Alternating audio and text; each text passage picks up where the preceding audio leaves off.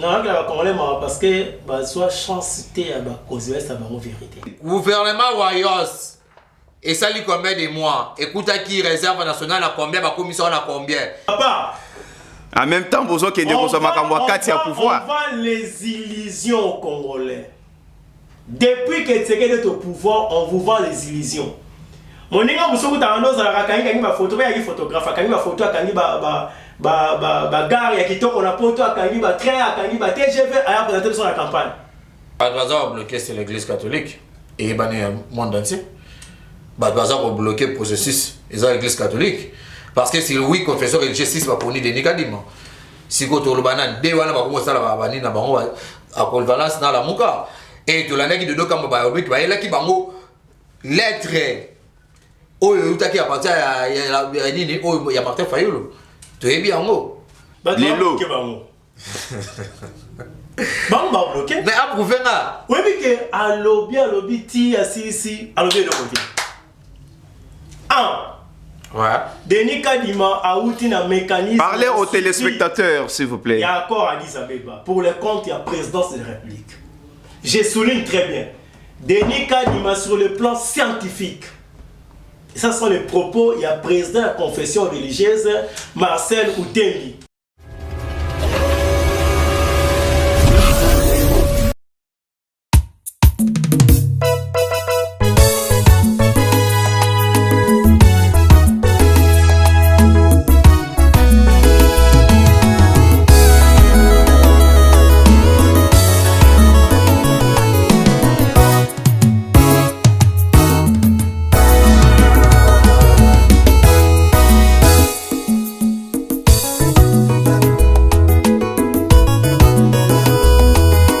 Bonjour fidèles téléspectateurs de Goshen 7 Télévision, bienvenue dans votre émission Le Débat Congolais.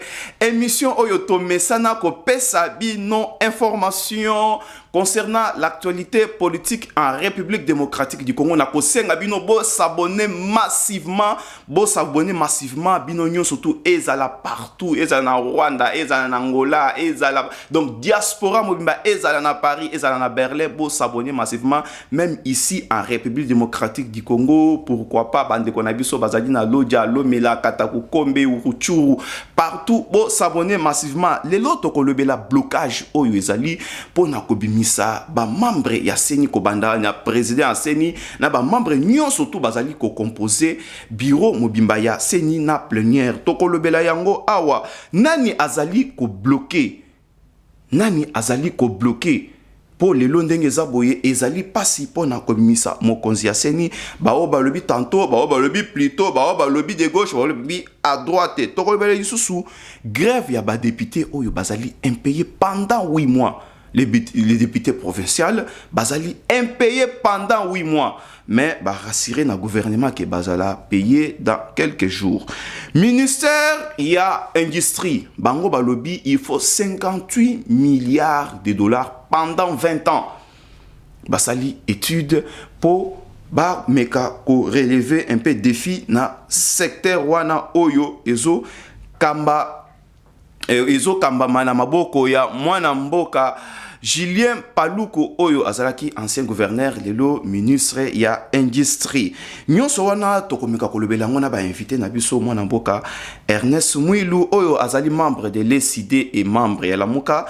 Et kozalana ko débatteur lokola monsieur JC Mbikai, membre ya IDPS et coordonnateur ya Dynamique Jeko Beya. Restez toujours branchés.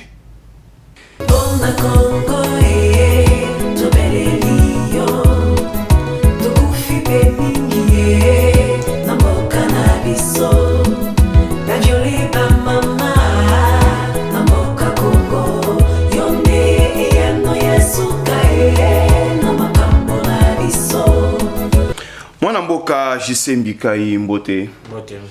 En tout cas, je profite de l'occasion pour naïbsa ba téléspectateurs, il y a Goshen cette télévision qui est Rosalie, coordonnateur, il y a Dynamique, Jekobe, il y a Ezali Asbel, Nakatia, UDPS aussi. Oui. Je comprends bien, vous pouvez expliquer ba téléspectateurs. Asbel au sein du parti, dans moi na botem Nakatia Ndako. Désolé, moi na botem Nakatia Ndako, ouais, non peut pas si quoi. Donc, Ezali na Katia UDPS, si je comprends bien. Ok, merci beaucoup. Moi, Namboka Ernest Mouilou Mbote. En tout cas, je profite encore de l'occasion pour nous savoir téléspectateurs qui Azali habitué à venir à cette télévision.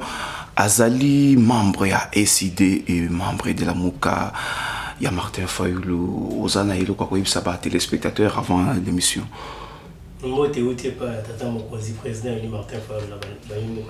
De la RDC. Oui. C'est le meilleur élu depuis 60. Les meilleurs élus de l'Est à l'Ouest, du Nord aussi. Les pouvoirs en nomination, moi, je suis merci beaucoup, M. Ernest Mouilou. En tout cas, Bana Congo, Bazali Kopé Sabino Mbote et pas ya président élu Martin Fayoulou. Selon Yé, Dengue Alobi Pe, ba membre à la Mouka, Dengue Bango, ba Lobaka. Po Toyebi qui est président de la République et Azali Moukawa c'est Félix Antoine Tshisekedi Tshilombo mais likam oyo ezoko ba Toyebite soki tokosuka nango wa pipe 2023 yango yo mandat na bino yokomi na suka si je comprends bien.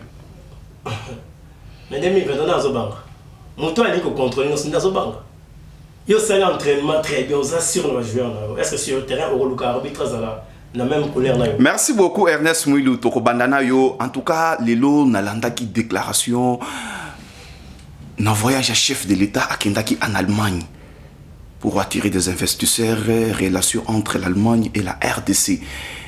Mais il est choquant moi Namboka Ernest Mouilou. Les investisseurs allemands bazolo bakebaebi République démocratique du Congo. Oui, on appelle l'Alliance sur le Top Congo. C'est l'un des investisseurs qui est interviewé par moi Namboka Christian de Sapeno. Les grands pays comme la RDC. Grands pays en quoi? La superficie ou bien Nani? En tout, nous sommes un grand pays par rapport même. Les institutions et les animateurs illégitimes. Vous êtes grand quoi? Nous sommes grands en superficie, en richesse. J'ai prié Dieu l'interview en population. S'il vous plaît. Population, oui, mais population naïve. Hein? Papa, il y a un côté négatif, il y a la démocratie de l'Angola. Beaucoup de 3000, beaucoup de Bazoba. Moi, il y a Bazoba, il y a 3000 à postuler, 3000 à voter, 200 Bahamaï, Barobimater. Côté négatif de la démocratie en 3000 voter de Rwanda, ce monsieur est allé dans la logique, clairement sur le plan international, la RD Congo ne représente rien.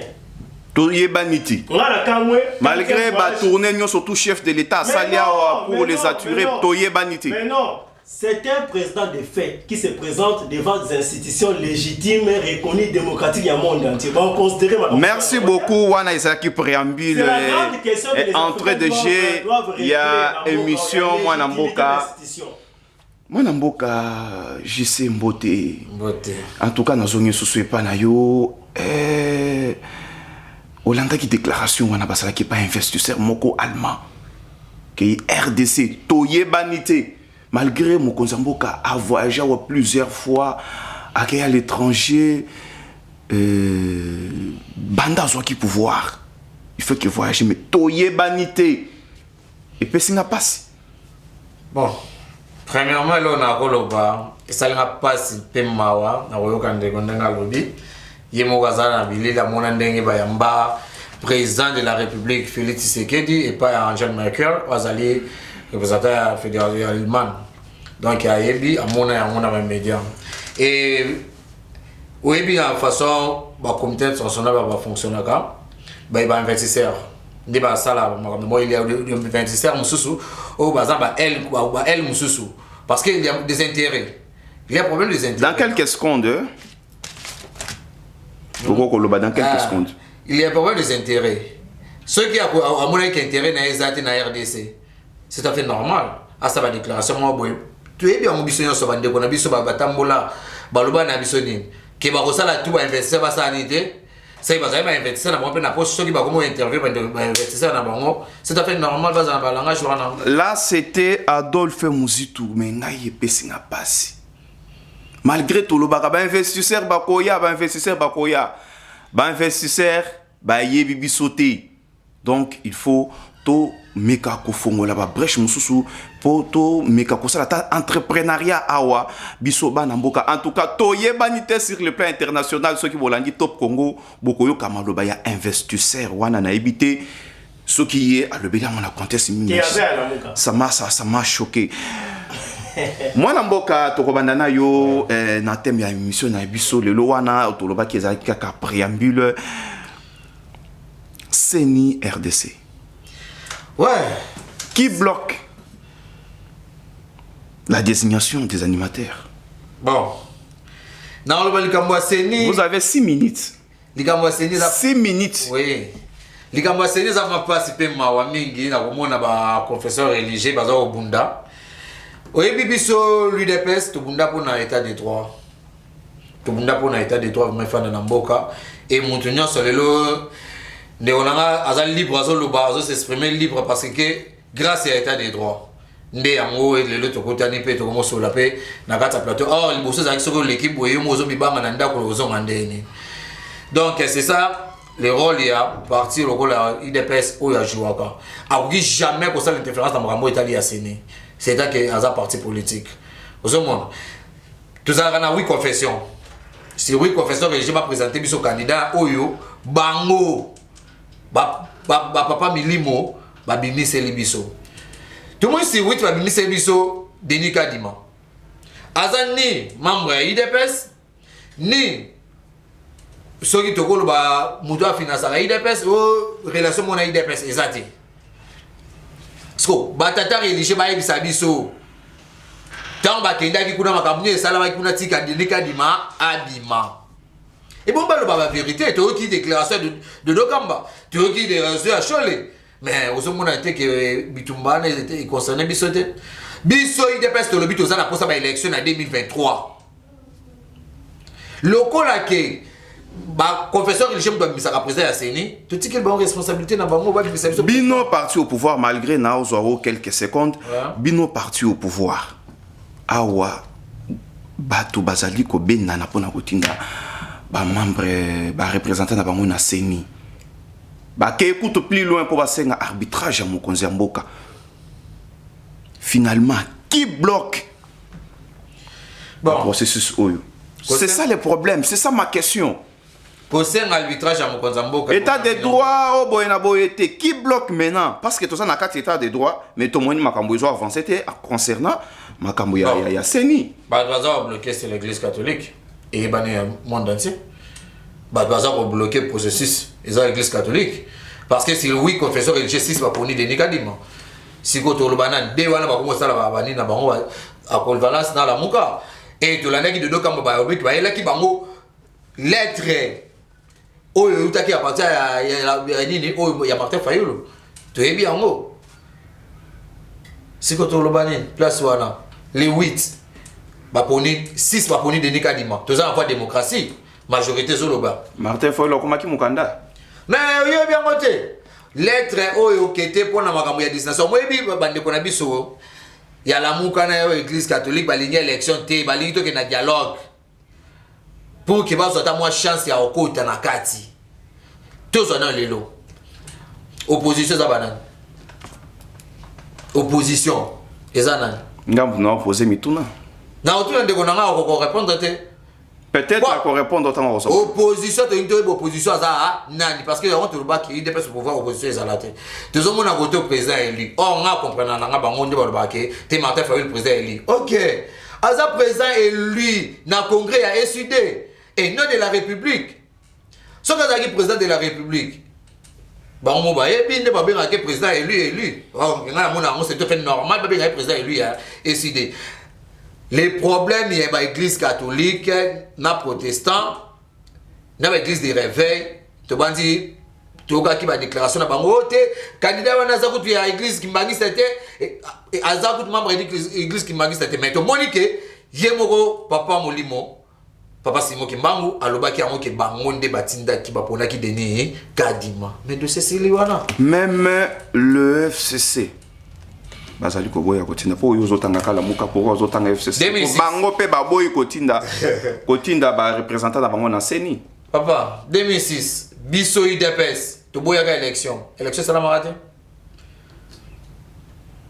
Ce qui est le Liban, il y a un oiseau qui est un passage en force. Toi, tu as un passage en force, il y a ce moment où passage en force. On est là, on est prêt pour l'élection. C'est toujours la gaga, professeur religieux, intérimaire, mon tour, ça biso, yewana aux président Séni. Yende to kene ba. Bolobi bozu parlement boche na poche, yango bozo animé ba débat na ndenge bo na ndenge bino, lolenge bino bozo monela plutôt. Oyebi eza passe pe mawa. Oyebi na biso na IDPS to bundi 37 ans de lutte pour na que justice est transitionnelle. Nalanda ex-premier dame moi le bas que justice est sélective. OK. Mais différence on a jusqu'à présent justice transitionnelle dans le cadre qui bloque les processus pour comme il y a souka mais ça va l'église catholique hein bah ça dit pourquoi parce que il y a des cas bah ça dit vérité bah qui approche bon là c'est tout pas preuve bozo boye pona nini oui ça dit parce que tant que kenda ikuna ba kanda pour bazala ki bokati de nika di mayo bima akoma ikuna ndene parce que tu es bien qu'il est enseigné ça ba critère. C'est qui a rempli les critères, moi abîmé. C'est que vous avez banni place. Est-ce que Bisso il est peut-être le bas sur que Bisso c'est la présidente à Séni. Denis Kadima, Azama membre de précité, Azali Moutouna Bissoté, confesseur religieux Babimisié, oh ils allaient sur 6 confesseurs religieux, Babimisié Moutou. Donc c'est ça la voie de la démocratie. Là c'était juste un bikaï pour comprendre que ce n'est pas voulu de paix, c'est l'église catholique, nous pesamolobana NS Mouilou de décider. Moi Namboka Namoni Ozoseka. Ozoseka déjà d'avance par rapport ya malobande kwa utu kobimisa awa Seni RDC. Nani azali ko bloquer lelo. Bon, bah, bloqué. Mais approuvé là. Oui, mais que alobi, ti, assis, alobi, le côté.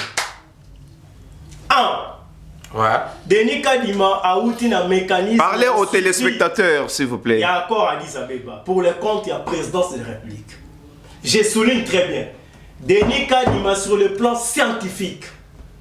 Et ça sont les propos. Il y a président de la confession religieuse, Marcel Outengi.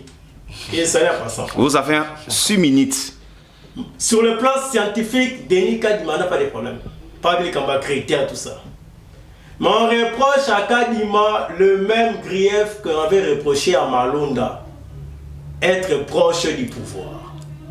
Wow. C'est tout ce qu'il y a. Il est membre de l'UDPS. Bien sûr. Membre de l'UDPS. Oui. S'il vous plaît. Moi, quand il parlait, j'étais calme. Hein? Ouais.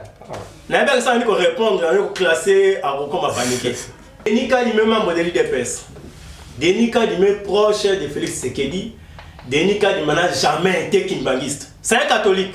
Mais bah où tu copies sa déclaration, ah ouais, il pas kimbanguiste. Monsieur. Le chef spirituel. Qui est ce Congolais qui peut faire confiance à une église? A confirmé à lobby Azali Mouana et Tata Simon Kimbango Kiangani. Qui peut faire confiance à une église aussi mensongère comme l'église catholique, l'église kimbanguiste? Vous vous rappelez à 4e président Mboko? Kimbangu Mouteroba, 4e président de Mboka, Kabila. Où ensemble aujourd'hui? Le kimbanguiste, c'est comme les palous. Là, c'était Manuel Chadari qui a misé la galerie. Laissez-moi, papa. C'est comme avec les gens du palou, lorsqu'on grandissait, on nous disait qu'ils aient un livre d'or. Mokolo a pouvoir en Mboka au Congo Bongi. Ils ont un premier ministre. Et ça, tous on a raison sur ce thème. Où tu as mis ça na pouille qu'on a ya mounen. Moi, j'ai grandi avec cette philosophie là. Moi, qui avant la parce que raisonnement en éco maintenant, ils ont Kabolani ni Yamabe ni Yamalan. Ouais. Ils ont un livre d'or sera comme mon consumat moko Mokebongi. Kadima 5 qui se disent pire sang. Tina moi les pinières. Ça c'est le 1. De 2. Nakaro investir à combien à la Mouka? Ça c'est là où tu l'as daté. Je l'ai redit, c'est un pouvoir illégitime. Le monde occidental aujourd'hui basé sur la vision moko, la démocratie. Souveraineté populaire, il faut la respecter lors des urnes. Il y a un monde sur l'Afrique française et très dans Bouzoba. Afrique anglaise doit avancer. Regardez l'exemple de la Zambie. Tout pays où on a des dirigeants illégitimes, avec des institutions illégitimes, et qu'on soit un peu investisseurs étrangers. Retenez cela. Et le cas de la RD Congo, 5 ans, vous êtes en Ouganda, Pierre Kakaraboui. aussi sa carburant, tout ça, tant qu'on a les couleurs, on a fait ça. Seni, les prêtres étaient tolérants jusqu'à dire à l'IDPS retirer Kadima, présenter notre candidat, ce qui a fait une immigration. Bango, Batikala, ko signer préfet s'il vous plaît, s'il vous plaît. Tant qu'on devant Dieu, poser problème. Babi et Bokoto, il y a catholique qui a posé problème. Kadima, à côté, il y a une sacrée, il y a IDPS qui a posé problème. Tout retrait, bon, tout peut ça. On a demandé à l'IDPS. Bon, retirer Kadima. Bon, ils sont un autre candidat, mais malheureusement, ils ont souligné. Donnez-nous un autre candidat, Moulouba, présent Séni. Quelle concession nous ça la pour avoir échoué dans un bilan négatif, ils ont perdu des élections. Au moment où je vous parle, le monsieur est en train de négocier, Facha a négocié glissement de fisc à 24 mois. Avec qui? Je ne sais pas. Avec je vous dirai qui? ça parce que vous parlez toujours glissement avec qui? Facha a commis chimiste, a su donner Sangisi, a tient en zoom. A su mis Sylvia Sangisi, a su ma foutre à Sangisi, a par contre, a glissé à une seconde. Les élections, ce n'est pas une option, c'est une obligation constitutionnelle. Bino Mokope, moi, Namboka, n'a profité de tout. Qui bloque c'est l'IDPS? C'est une co à bloquer. Laissez-moi vous poser une question. Oui. Bino Bolini, kolobela glissement mingi. Mais le fait nalandaki na déclaration oyo la muka ba utiko sala awa ozobela glissement. Kobo ya pe kotinda batu na seni. Ils allaient encourager glissement. Non, attendez, je voulais apporter une précision là-dessus. Parce que au moins, il y a un mécanisme, il y a la télévision, il y a la Mouka, na FCC, na Envol, na ensemble, on parle le même langage. Non. Nous sommes sur le principe, il y a d'abord une loi où il faut régir Séni. Animateur après. Dans le niveau là-bas, il y a une union sacrée. Oh, il n'est pas ça, nous ensemble pour la République, na Envol. Et ça n'est pas choix animateur, na Niazwana. Nous ne parlons pas le même langage. Nous sommes au niveau d'abord, il y a consensus, des réformes consensuelles, parce qu'on ne peut pas choisir les animateurs avant le système de GES en établi. Non. Qui bloque? L'IDPS. Parce qu'il a contrôlé Nyonso. Il a compris qu'à tout contrôler le cours constitutionnel, mais sans contrôler la sénité, on a problème. C'est ce qui est arrivé à Kabila, parce que le peuple a démontré que aux arts le côté malgré nous sommes préparés. C'est ce qui a fait que Kabila était dans l'impossibilité, il y a Alexa Chader en 2018. Vous voyez? Et vous devez comprendre que ce sont qui bloquaient. Malonda, c'était l'artisan victoire frauduleuse là-bas. Mais ils avaient refusé Malonda, pourquoi? Comme ils savaient qu'ils allaient un jour se séparer de la Kabila, c'est que Malonda a s'est vengé contre Bango. C'est vrai qu'ils avaient refusé Malonda. Malonda était proche de Kabila. Non, ce sont des faits. Malonda était proche de Kabila Toboyaki. Quand il est proche de Tshisekedi, le président Seni Moukoloma était dans Bokaol. Ouais, bah mais qu'en forcing avec l'air marionnette néo-kabiliste, Mbosso, un homme fatigué, fini là, Ameka, Aromona. Ils vont marcher sur le corps. Wana Bozo encourager glissement et ça si je comprends bien. Les élections. Moi Namboka. Vous savez, on a demandé de rencontrer. Il a refusé pourquoi? Moi Namboka, je sais Bikai. Moi Namboka Ernest Sengam, nous autres na mituna awa. Nazonge panayo, on vous accuse. Il y a qu'à contrôler les institutions surtout, voire même la CENI, qu'au placer bateau. Oyo bino bozo linga na choix na bino pour lobby bon meka susu ko gagner élection ndenge bande kwa la muka ba utikolo pour dans quelques minutes s'il vous plaît pasi pe mawa ya olanda ndeko na ngai cadre ya UCD na eloko alobi vraiment esalinga na pasi pe mawa ndeko na ngai bite ke ni candidat ya CENI ezate ba ki ba parti politique mutetinda bango. Ils ont un parti politique, ils ont un professeur religieux, ils ont un candidat à la CENI. Est-ce que mon avis, il n'est pas satisfait Kadima ou bien. Le bimon, tu n'as pas de kala, boké de misélé dans l'église. Non, tant que moi qui sais, mon bon, ça va preuve. Jusqu'à preuve contraire que tout le monde est preuve, moi, tu vas dire que voilà Kadima, à travailler dans le cabinet chef de l'État. Baza est capable de Rolobayango. Jusqu'à présent, pas preuve exacte. Et dans l'année, si on a le roman, lobby, ça ne passe pas, lobby. Que parce que Azam Moulouba. Oh. Donc, ceux qui Moulouba sont compétents, à qui jamais diriger. Tous les gens qui connaissent pas soyez les seuls qui sont Toloba qui non. Ngoy Moulou d'ailleurs. Des tristes mémoires. Ouais. Ou qui sont de réclamer yango. tu réclames un côté voilà bateau bazolinga que lobby va postuler bazala pe ba candidat lolo ka balangage na bango et deuxièmement Denis Kadima candidat à l'UDPS oh nakamwe ala qui ça va preuve oh que Denis Kadima azali membre à l'UDPS ou bien bazo carte na et ça va pas se peut mawana répondre que na bandi bande ko na bozolanda. Là, c'était pour conclure le premier thème. En tout cas, merci beaucoup. Moi, Namboka Ernest Mwilou, est-ce que vous pouvez démontrer dans quelques secondes ce qui est de Koka du Mazali candidat IDPS pour aussi ça thème? J'ai dit ceci. Kadima est représentant la côté élection, dans le mécanisme de suivi accord à Addis Abeba. C'est Kedi qui l'a envoyé là-bas. Il est proche des candidats Kedi. Deuxièmement, il chef à Mouta IDPS. Vous voyez quand bon, moi, le chef à Soani Natoni Mouba, Mouta a arrangé les Kamboana Nani, c'est Kabouya. Selon la photo qui circule. Ah, photo. Non, je vous pose la question. Vous dites ça par rapport à quoi? Il est passé à la photo. Donc la justice, on est acquis de personnes. Non, on attendait voir IGF. IGF, c'est un enquêteur. Aza FBI, il a cadre, il y a Masolo, il y a l'institution en Boka. À travers la justice, donc d'accord, c'est justifié pour nous. Boni, IGF, na Kabouya, na Tonimoba. Bah, il y a bon, ça m'a camoué là-bas, on a quatre, il y a cabinet, il y a CG. Nous avons compris, l'IGF, c'est un chef de chasse. Oh, Aza géré par Kabouya, soit bien attaqué Kinga, il peut pas coopérer là sur attaquer. Attaquer. C'est tout ça qui s'est passé. Et ça sonne pour Namboka. Merci beaucoup, moi Namboka Ernest Mwilou. Moi, j'ai conclu en disant que au Kosomoloba, moi Namboka, au Kosomoloba, na deuxième thème, moi j'ai conclu en disant que blocage Ezali Kadima pour le moment. Qui vient de l'UDPS. Là, ça n'engage que vous. Oui. Donc, si je comprends bien, Kadima, Azali, Lokola, Malonda, on n'a pas parlé de Luba. Scénario, Awa. Je ne sais pas parce que Azak Kassayen, je ne sais pas parce qu'il est de l'IDPS, je ne sais pas. On peut continuer avec l'émission. S'il vous plaît. S'il vous plaît. Le problème, c'était d'avoir un candidat Luba, la tête à Seigneur. On va retirer Kadima. Donnez-nous un autre candidat Luba. C'est pour ça que mes proposants à propos, il y a Marcel Outembi. Ils ont compris que le vrai problème, il y a IDPS, c'est-à-dire que Moulouba Zanaseni.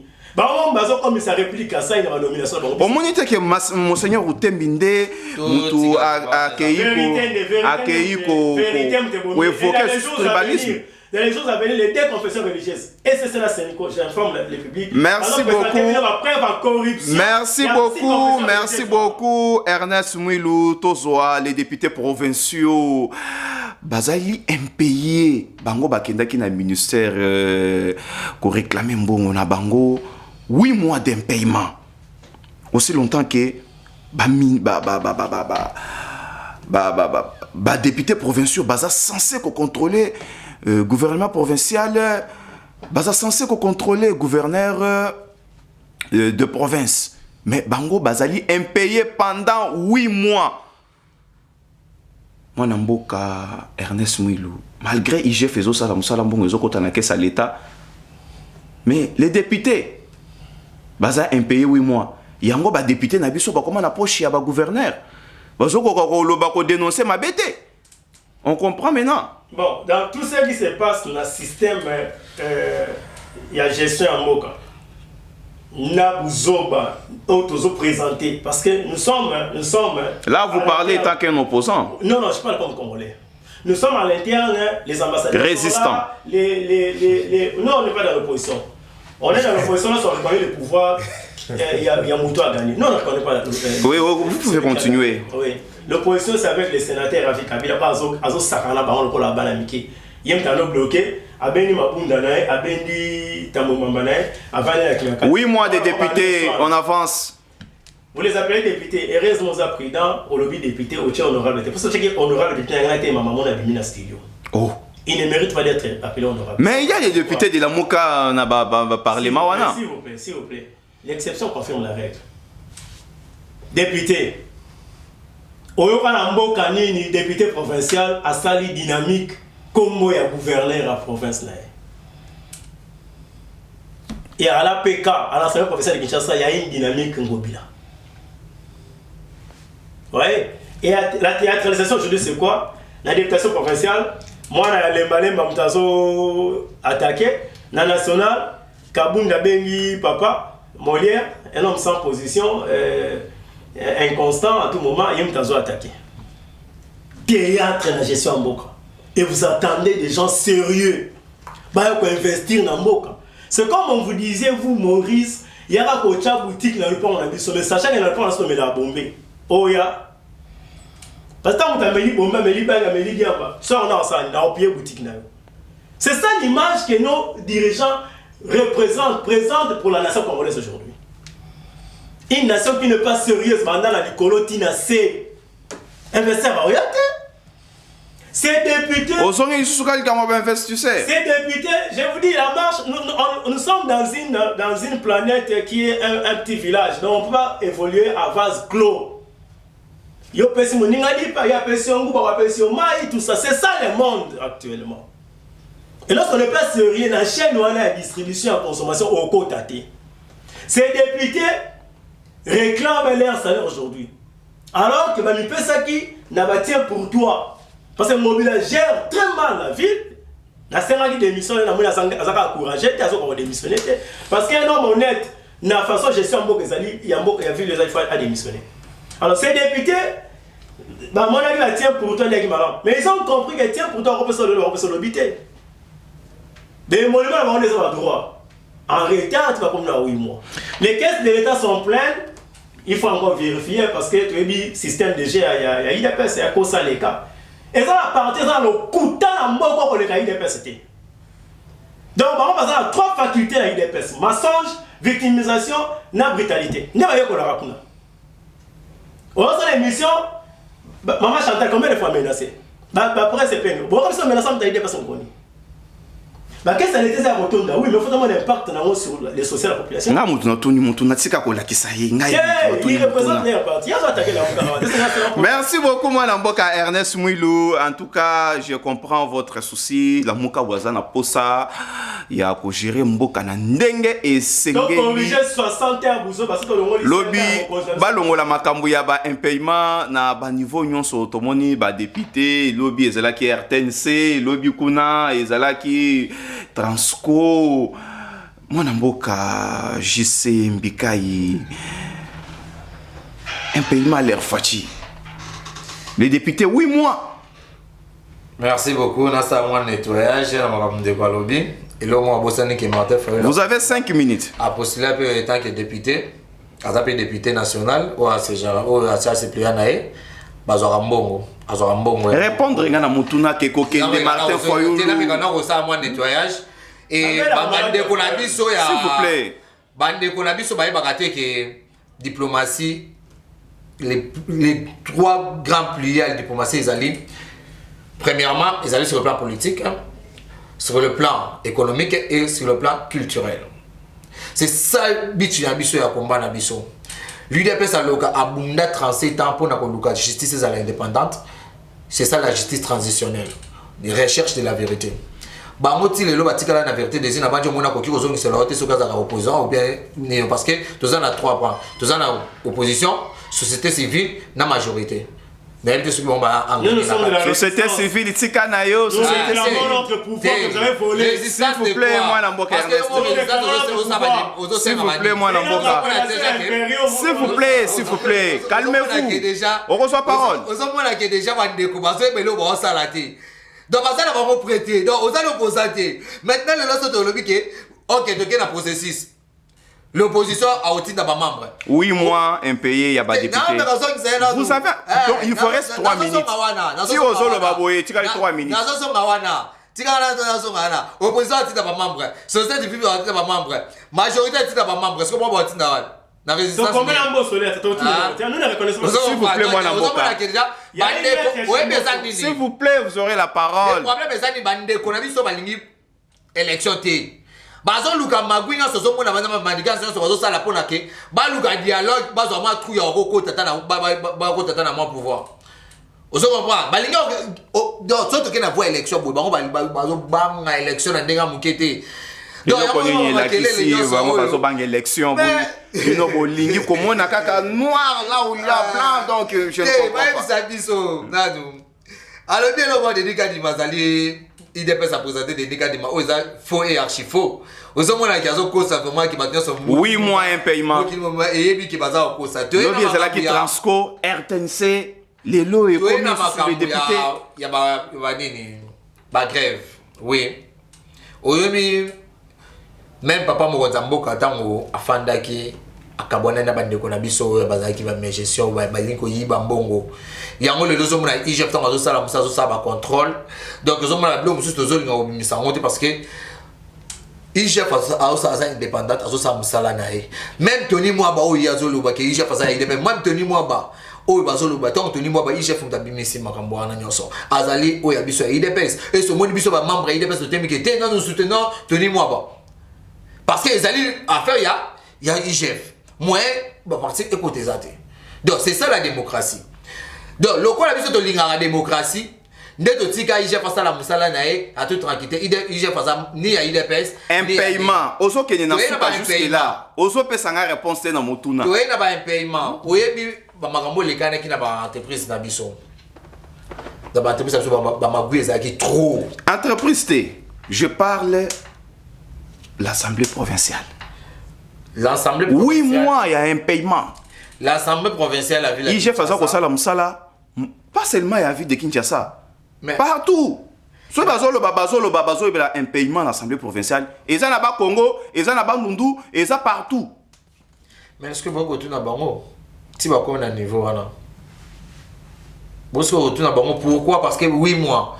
Bando réclamé te bando le belo côté c'est que bazana ma magui bando ça le bon pays j'ai pas landé la bango pe il j'ai fait bon landé la bango tala que maintenant pendant 8 mois bando vivre ndé ba uti ko landé la tout matwana awana na ba Congo j'ai fait zo salam sala quand même mais ya moana mais c'est Gilles Alinguet problème ya biso IDPS c'est ça wapi il j'ai fait zo sala musala donc le ko la bango ba bimba qui va ça 8 mois payer to kende na assemblée nationale to yeba to ko tuna pe gouverneur to yeba comment va tout va comment qu'un paiement la bango voilà IGF pour ça la musala nae ya auto le biboé makambo etali IGF etali justice moi biso to côté yango exact pour ba bani o bo salé intervenant bo comme ba mettre à justice biso to lingi que justice est indépendante botika justice la bande on doit dossier belé na esilité et ça quand la pouvoir à Félix Tshisekedi ndo moni salité à RDC to bimisi yango likolo oyo zomona ke ba oma cravate to baka ba oma cravate nzoka ba yibi ya makasi oyo bino bozo kanga kaka bato mususu bozo tira IDPS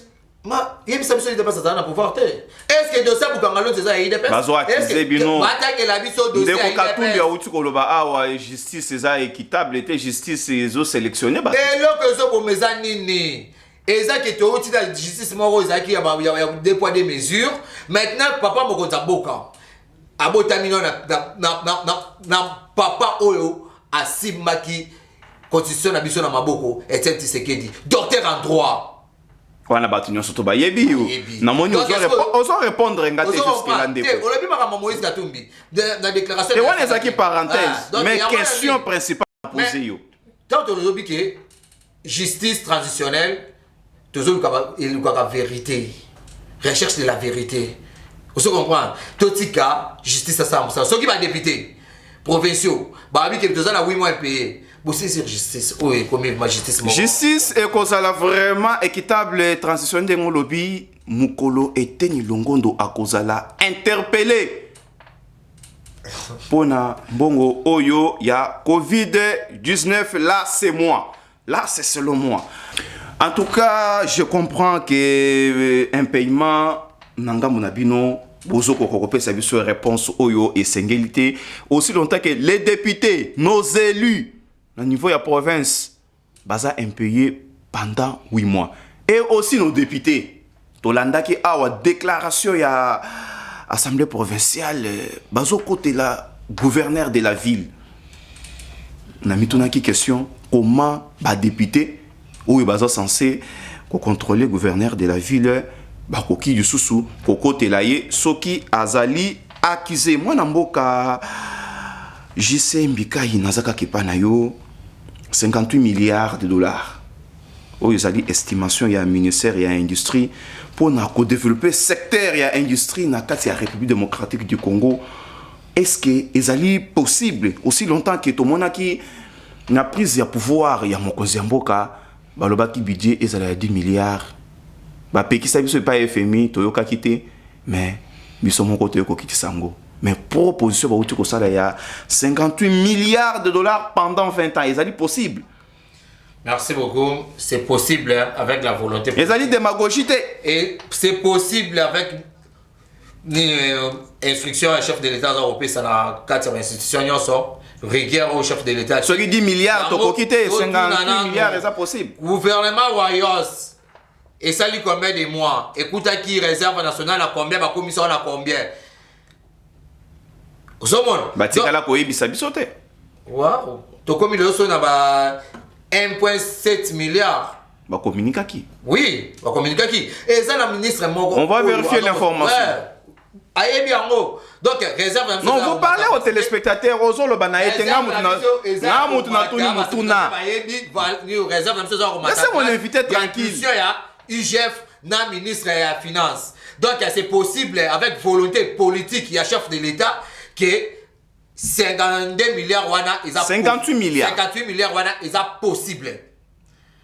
Donc, il y a possible que au moins, donc, au moins, moi, quand je suis Pedro Amagabele, n'a pas de Hollande qui négocie malgré Katanga, il y a Fédération des entreprises, Albert Yuma. Yuma, monsieur Yuma. Oui, alors, qui va bon et signer un contrat, monsieur Salama. Oh, il y a un contribué qui n'a pas signé un contrat. Mais sous pression. Sous pression. Ah. Oui, il y a un peu défendre Yuma. Sous pression gouvernement, n'a défendre été. Dans le lobby, il y a Misaki. Pour la relation, Mokezaki mal géré. 2 ans, il boule de par Yuma, Yemoko. Non, on est pas de Wanda Bouleke, on est pour notre mandat pour une fondation. Et tout le monde déjà, avec Sama Lokonde, on a une fondation et salami. Sama Lokonde a sali fondation solide, donc bientôt, on va changer dans le cannabis. Donc, vision à chef de l'État, ils ont matérialisé dans 4 à 100 jours. Donc, je comprends bien, budget est réaliste. Oui, ils sont réalistes. Ok, merci beaucoup, Mwanamboka JC Mbikayi, membre de l'IDPS et coordonnateur, il y a Dynamique Jekobe, il y a Mwanamboka Ernest Mwilou, Nozonge Panayo, Kolanda, ministre, il y a Industrie, monsieur Julien Paluku, Oyo, ministre Moko, il y a Boanya Nalingaka Mingi, Alubi, estimation. Selon des basali études, 58 milliards pour na ko meka ko bongisa secteur ou développer plutôt secteur il y a industrie na République démocratique du Congo wana na banzi et kozalape tango pe décider kozalape na pouvoir, ça sera une bonne chose pour la République. Pour 20 ans Félix a kozalaka na pouvoir té. Non, que la Congolais maman. Perspective d'avenir. Non, parce que soit chance à causer ça va en vérité. Na étudié ça comme abbé. S'il vous plaît, s'il vous plaît. Les Congolais attendent les études. Malobé pas na yo. Les Congolais c'est la réalité quoi y a la ça. Je n'ai pas qu'est-ce que la bombe bilan la ministère là. Yo to bien ministre Bonya. Bon banque ça va te titre traité dans français té dans biloko oh non on a estimé on a étudié. Gouvernement Wario quand on s'est marqué la première année nationale, il a parlé de 36 milliards dans 3 ans. Première année, avant ça, tu as 5 milliards. En fait, on va déficit 1,5 milliard. Et pour votre information, on ne vous donne pas 1,5 milliard. Bino Bobo, il y a Cagnon sur Mwanamboka Ernest. Non, c'est ça la vérité. Il a parlé de 36 milliards en raison de 12 milliards chaque année. Première année, quand on a aussi là. Avant ça, tu as 5 milliards. Vous blaguez avec les gens. Et dernièrement, le bureau pour c'est que des huissiers qui non osé invisibles. Même le vieux Inukamba était sur le terrain, bougé. Toi, tu es en amont, il falloir que tu es encore trop jeune. On a pas 4, hein? Biozalaki. Bino Bozana résistance. Papa! En même temps, Bozo qui est négocié à 4 à pouvoir. On vend les illusions aux Congolais. Depuis que tu es au pouvoir, on vous vend les illusions. Mon ninga musoku tando za kangi ba photo ba photographe kangi ba photo kangi ba gare ya kitoko na poto kangi ba train kangi ba TGV aya présenter sur la campagne Hein? Master Né va babé tabakat na kinga na Oh ouais. Master Né sénateur à vie. Oh. Quand moi ba na banat. Il est congolais. Oh, bon on a pas eu Kabila congolais. Kabila est congolais 100%. 100%. Oui, parce que ceux qui nous disaient que Kabila est étranger, ils sont au pouvoir, bah raison c'est Kabila Rwanda. C'est Kabila n'est pas rwandais. C'est lui qui nous disait que Kabila est rwandais. Ils sont au pouvoir. Bah na makasi dit mukamate aéroport en Jila les air Rwanda. Mbala liboso bato la muka bandi make Kabila ça. Non, mon ami. Ngai n'a dit que non, toi tu n'es pas mon frère. Là comme chef de famille, je fais quoi? Je te chasse non? Mais non, je ne te chasse pas. C'est que tu es mon frère. Perspective d'avenir, 58 millions. 58 milliards plutôt. On nous vend le vent. Nous sommes déjà à la fin de l'émission. On nous vend le vent et nous allons récolter la tempête. J'ai dit aux Congolais et je continue à répéter aux Congolais. Conclusion. N'attendez rien de Fatine à 5 ans. Sinon, le ventre d'abord, il y a Bango Kaka. T'as la caméra, mon frère, t'as la caméra, s'il vous plaît, t'as la caméra, il y a Bob Kokissa, na Joël Ngabou. On peut sa conclusion dans le combinaison. Par discipline, il y a parti. Il sait qu'il n'y a rien. Il est conscient. Vous ne voyez pas qu'il cherche où mentir, tout ça, colorer ce qui est bleu et rouge. Il a sous que ça mawa. Parce que na bêti c'était la prochaine TV Nikoleki awa concernant Nzela qui s'en. Mais l'incompétent Gobila est toujours là avant de l'air qui peine à être Nzela qui s'en salamité. Gouvernement national dernièrement honorable Kabunda eko beta tourna qui s'en sa possibiso à Kenya EP azo réagir. On discute sur des futilités. Nzela ya kisenso wana s'il vous plaît moi na mboka. On discute sur des futilités. Bo saisir bourgmestre était. Des problèmes cruciaux. Yamoka on ne touche pas. Parce que on entendait les bateaux de pêche, les pêches ne pas filer. Donc on n'attendait rien de ce pouvoir dans 5 ans. Bon. Dans les jours à venir, on appelle ça 500 sacs, on va avoir 0 gagné, tout ça, là, tout bundara, pour ceux qui mouillent, tout ça, la déranger. On n'attendait rien de ce pouvoir. Ce qu'un jour. Là, c'était Ernest Mouilou. L'homme constant, le grand visionnaire, aide comme le pouvoir, on va résoudre tout ça. C'était Ernest Mouilou, de l'idées de Martin Fayoulou, membre de la Mouka, Mwanamboka. T'as la caméra, ya Bob Kokissa.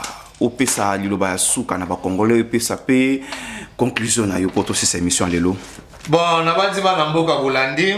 Premièrement, Bolandi débat vraiment avec beaucoup d'intention. Que Mdekonabi soit vraiment pour répondre à tout ce que les opposants ou bien à ce qui na pouvoir à répondre. Deuxièmement, comment baza sa population na ndenge baza na argumenté à koloba ke élection au salama bazo boya déjà élection à kokio la biso preuve te que Denis Kadima azali moko ya biso ya IDPS la qui ça va preuve à lobby et catholique comme si na 2018 ipé o te notre za ba vérité des signes au catholique mdazala na moti lelo to mona ya ngote donc ezaka système na bango ya okosaka population congolaise déjà la muka ils ont soutenu mon vision Mkonjamboka ba bi projet au Mkonjamboka azana yango et tout le monde va signer fort déjà na kati ya Mkonjamboka na ko répondre à ce sur na ndeko na ngai la conclusion on sait déjà la conclusion dans ça moi petit nettoyage na banja lobi que à reconnaître oui que honorable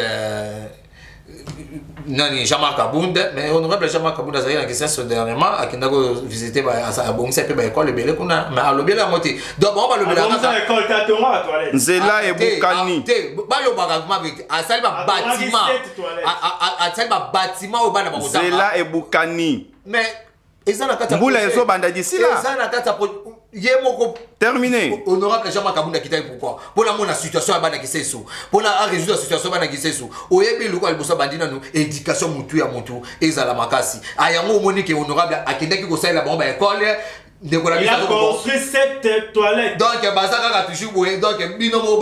l'émission est arrivée à la fin. L'émission est arrivée à la fin.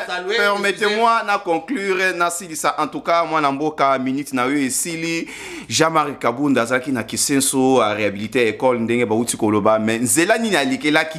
Poye akoma kuna Nzela ya kisenso s'il vous plaît moi na mboka na tokomi na suka Nzela ya kisenso ezali na état moko ya délabrement très avancé soki mbula ebandi awa et comme sous gouvernement aya côté ya biso likambo yo na kosi sa émission oyo na information oyo etali état de siège na beni pe na est République démocratique du Congo mwana mboka le porte-parole ya PPRD monsieur François Nzekouye ye akendaki pe kuna na vacances parlementaires alobi il faut évaluation et ça na session il y a septembre parce que il y a d'autres choses oyo amoni flou ezali François Nzekouye porte-parole ya PPRD mutu alobi likambouana tant ezalaki mukebi noko bo comprendre télévision ezali temps donc tokomi na suka ya émission na biso les débats congolais. Merci et restez toujours branchés et je vous invite toujours de vous abonner là où vous êtes. L'équipe de Gauche cette télévision est composée de Joël Ngabou, le manager, Bob Kokissa, Francis Petroussiard, Chanel Negala, Aristote Lenzo et le PDG Carly Mbouilou onga moko na bengaka les grands managers oyo azali sikoyo na Nikilia Poto et pa wapi donc na Paris place azali bon séjour tozo sengayo okanisa kaka na biso ndenge omesana kokanisa tozana yo de cœur. Merci. Tokomi na soka émission na biso tokosenga na bino bo s'abonner toujours massivement na Gauche 7 télévision bokozwa information ndenge esengeli sur l'actualité politique en République démocratique du Congo. Restez toujours branchés et merci.